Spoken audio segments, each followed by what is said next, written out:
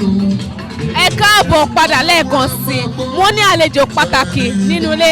Ẹ jọ̀ọ́, ẹ bá mi fi orúkọ orin yẹn wọlé mà.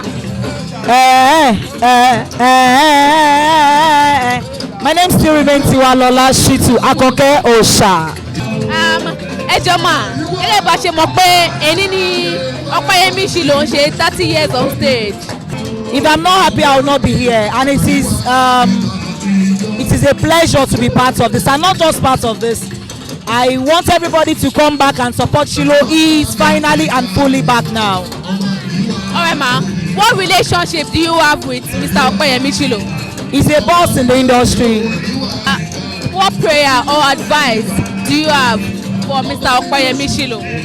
I pray God lifts him better than before. I pray he grow more wider than how we used to be, than the Shilo we used to know then. Máa wo inside life ẹ̀gbọ́n mi ló ní, bàbá mi ló ní, pẹ̀lú Sọ́jí Ọmọ́táyọ̀